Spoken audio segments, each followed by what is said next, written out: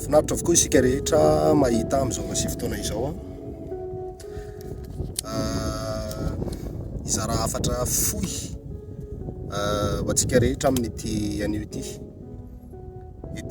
tapitendrombohitra amin'izao fotoana izao mivavaka mitady an'Andriamanitra mpanetretena sady mitondra mbavaka antsika rehetra izay nandefa fangataham-bavaka ary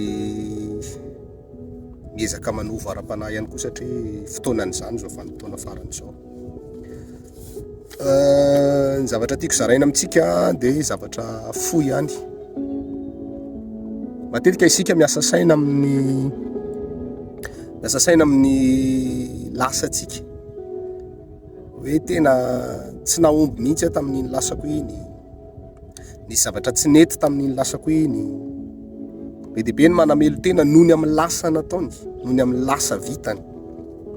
Be dia be isika no tady tsy ho tafatraka intsony satria mety navita zavatra be dia be tamin'iny lasa iny, ary ny akamaroan'ilay zavatra nitranga tamin'iny lasa iny dia zavatra ratsy daholo zany ny zavatra nataonao ary mahatonga anao tafalatsaka ao anatina fanamelohan-tena lalina. Be dia be koa nefa isika no mba maniry ananao avy sambatra, mba maniry mba ilamina zany no avinao iza moa tsy maniry an'izany eto ambonin'ny tany fa samy maniry an'izany avokoa ny olona rehetra, mba ilamina be, iadana be, anana trano be, tena hoe ilamina tanteraka mihitsy, samy mirary an'izany ary samy maniry an'izany avokoa ny olona rehetra. Fa zao ny zavatra tiako tenenina amintsika, zavatra nampahafantariny tompo sy nampianarin'ny tompo tetỳ atendrombohitra, herinandro zay no nivavaka tetỳ atendrombohitra nitady an'Andriamanitra foana. Apostoly maromaro moa zay no miakatra ety dia nampianatra ny tompo ary mitaridalana ny tompo fa ny akamaroan'ny olona dia mifantoka amin'ny lasany, malahelo noho ny amin'ny lasany, miasa saina noho ny amin'ny lasany ary tafalatsaka anaty fanamelohan-tena. Misy kosa nefa ny hoavy ny tena mibahana ao anatin'ny saina, anao ahoana ny hoaviko, anao ahoana, tsara zany raha lasa nabavy. Ary za tena mampirisika antsika hoe manana tanjona ny amin'ny hoavinao, mila manana tanjona amin'ny hoavy. Kanefa tady ity ity teniko anankiray ity fa ny lasanao sy ny hoavinao dia miankina amin'ny ankehitrininao daholo zany rehetrarehetra zany, miankina amin'ny ankehitriny. Rehefa tsara ny zavatra ataonao androany dia ho voakosoka ao ny lasanao rehetra, ho adininao ny lasanao rehetra rehefa tsara ny zavatra ataonao androany. Rehefa tsara ny zavatra ataonao androany dia ho voaomanao ny hoavinao, anomboka hisy hoavy tsara hiforona ara-pitso fa miankina amin'ny ezaka ataonao androany. Inona ny zava-bitanao androany? Zay ny fanontaniana mipetraka. Asa tonga dia tsaraina fotsiny ny fiainanao na ampitoviana amin'ny fiainan'ny hafa hoe maninona ny hafa ny mandroso be, maninona ny sasany mamoa be, fa maninona ny fiainako ohatrany tsy miova ary tsy mihetsika mihitsy. Ny alina lazaiko aminao dia tsotra, atombohy ny androaninao manova zavatra tsara, aza mipetrapetraka androany, mivavah manomboka androany, aza miandry rapitso, aza miandry rehefa avy eo, manomboka amin'izao fotoana hitanao azy ao, atombohy androany. Mieza manao zavatra tsara foana isan'andro san'andro, fa ny lasanao sy ny hoavinao dia mifamatotra amin'ny ankehitrininao, mifamatotra amin'ny androaninao.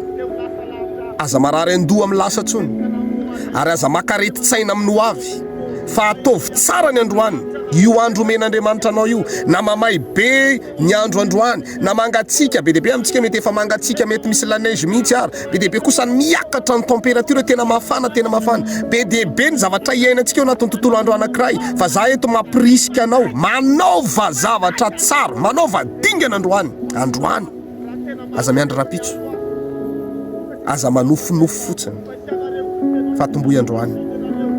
Za mino fa tsy ho tafalatsaka anatina fanamelohan-tena intsony ianao aorianan'ny tiafatra ity ary avita anangana ho avy sambatra ianao ao ariana kely aho, fa manaova dingana androany, miankina amin'ny androany ny zavatra rehetra, miankina amin'ny androaninao.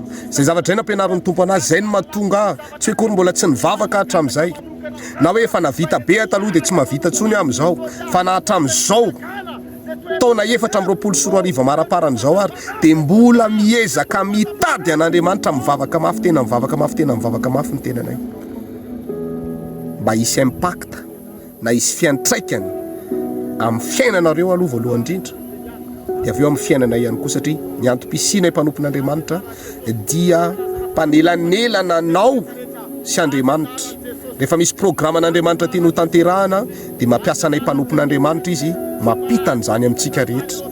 Ka eto androany dia mampahery antsika rehetra aoka izay ny lasa tsy hoe tsy rarahina no avy fa ny androany ifatohana.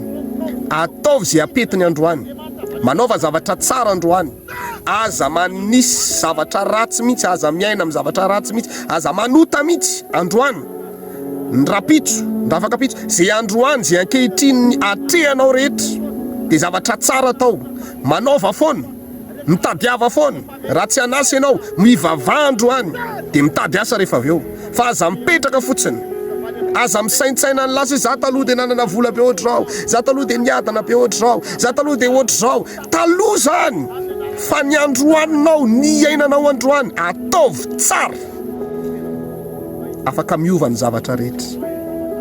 Tadidio fa tian'Andriamanitra isika rehetra ary mbola afaka nitsangana avokoa isika rehetra rehetra. Mahirezy ianao raha mila vavaka ianao na mila resaka manokana amin'ny tenako Apostoly Andreas dia afaka mandray ny larana tarobia ianao ny 032 56 443 48 032 56 443 48 033 91 711 66 033 91 766 farany any 034 92 543 76 034 92 543 76. Misy WhatsApp reo misy imo io misy telegrama ihany koa io afaka ifandraisanao amiko avokoa rehetra rehetra reo na andefa SMS mivantana na miantso mivantana ihany koa tsy maninona zany. Vonina mandray anao ny tompana hitadika rehetra samy io tahin'Andriamanitra daholo tompoko.